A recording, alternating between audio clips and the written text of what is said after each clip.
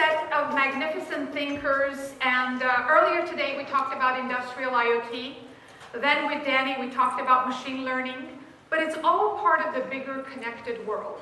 And this connected world has smart homes, smart cars. So we're going to really talk about sort of mobility, smart mobility in the new world, connected mobility. To get started, I'd like to ask, starting with Tracy, for our lovely panelists to tell us a little bit about themselves and what they do, and then we'll get started. Great. Good afternoon, everyone. I'm Tracy, and I'm the president for Zipcar. And for those of you that are not familiar with Zipcar, we provide car sharing services to over 1 million members around the world. I've been with Zipcar for about 5 months, but I'm fairly not new to car sharing. I've been a member for 5 years.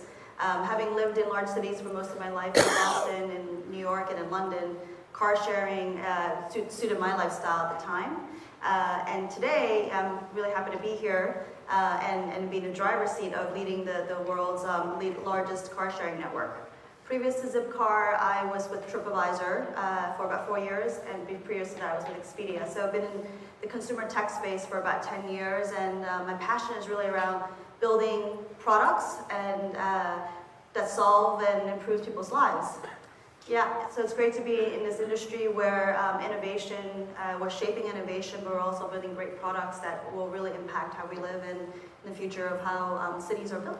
Thank you. Arthur? Thank you, and thanks, Linda, for this opportunity to join the panel. I'm Arthur. I'm the Chief Innovation Officer for Avis Budget Group. And Avis Budget, I hope you recognize those brands, is one of the world's leading car rental, but also car sharing ventures with more than 11,000 locations and 30,000 employees worldwide.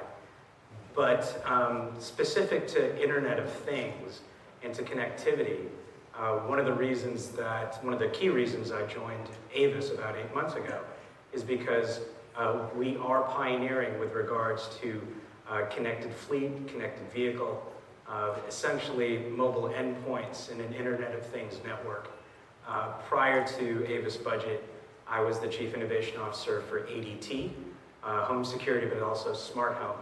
And my background, all the way back almost 25 years, is in embedded real-time operating systems. I think that's what we used to call it before Internet of Things. That's true. That's true. Frankie? So, my name is Frankie James. I am the Managing Director for General Motors Advanced Technology Silicon Valley office. Our focus is on finding and identifying new technologies and new trends. We started off in infotainment, and we're talking about things we could bring into the cars. The automotive industry has changed a lot, and so we also look at things that are new services and new things that can impact mobility. Cars being just sort of part of that.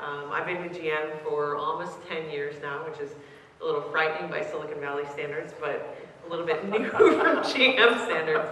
But it's always very exciting. We're always finding new and interesting things. The biggest thing that we've kicked off this year, which I'm very proud of, is that we've partnered with 500 startups to start working with some seed stage companies, and that's been a real eye-opener, a real education, and really a lot of fun. So. Very cool. Chris? So Chris Mearing, I'm from the UK, as you could probably tell from the accent. And I'm a bit unusual for this panel in that I'm not actually from the car industry or from anything related to transport. I'm from Hewlett Packard Enterprise, and I'm actually from our communications business unit, so I deal with the group that normally looks after telcos. But one of the products that we built for our telco customers was our Universal IoT platform, which is a horizontal application enablement platform that covers just about any use case. So from that, we got dragged into various different other discussions with other enterprises, including the car companies. So I've gone from spending all of my time dealing with telcos to spending probably over 50, maybe 60% of my time now dealing with smart cities, with connected cars, with intelligent transportation, smart metering, which is great for me because I've been with HP now, just coming up for 6 years. But prior to that, I spent all of my working life in the telco space. But actually, away from telcos, my big passion is cars. So this is like the perfect job for me now. I get to go out and visit with people like these guys, discuss something that I'm really keen on outside of work, and also on the technology, which I'm also pretty keen on outside of work as well, if I'm honest. But to really see how we can bring these things together, and particularly linking this into other use cases as well and other verticals. Excellent. So first of all, you've probably noticed some very interesting statistic about our panel. We are a majority female at an IoT conference. We've broken the mold. We are 3 out of 5, and typically that's unreal, especially when you're talking about cars.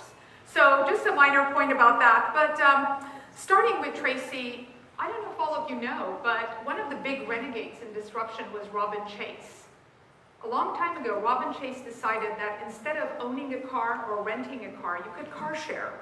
And when I first met Robin Chase a long time ago, she was really an ideal of an innovator and thought about something that the rest of the world thought was crazy, right? Now we've become, of course, very familiar with it. So Tracy, with that start, though you've joined the company a little bit later after Robin started it, kind of share with us your vision around where Zipcar started and where do you think it is today in this connected world? Sure. So I think crazy is probably the right word. Zipcar was started 17 years ago, and at the time, the notion of sharing your car was deemed crazy. And that was before iPhones, right? 17 years ago. And the vision was that we would have car sharing outnumber car ownership. And that was the vision of Zipcar 17 years ago. And today, that's still very much core to our mission, which is our focus is really around owning the trip and not the car. And a lot of what we do is really around providing the best experience for any type of trip that our members are looking for. So be it a weekend ski trip or a grocery run or helping a friend move. A lot of our focus on intelligent mobility today is really around understanding the needs of our members, and with that means understanding platform. And at its core, Zipcar is a platform, right? So mining the data, testing behavioral preferences of our members, and ensuring that we are always meeting the needs by, but even as simple as putting the cars in the right place, the type of car, and how we price it is pretty much driven around data science and how we run the business today on Zipcar. So it's evolved a little bit in terms of getting booking and reserving a car to being using your mobile phone and reserving and jumping in and driving straight away. But beyond that, I think our focus is really around still the core to value. Longer term, when you think about autonomous vehicles, I think that will really revolutionize Zipcar in a big way, because today you reserve a car and you go and you jump in and you go, but in the future you reserve a car and it comes to you. So that new dimension of convenience will really add another layer of convenience to the service that we have today. And if you think about all the changes that's happening in mobility, be it in other platforms, be it ride hailing, bike sharing, or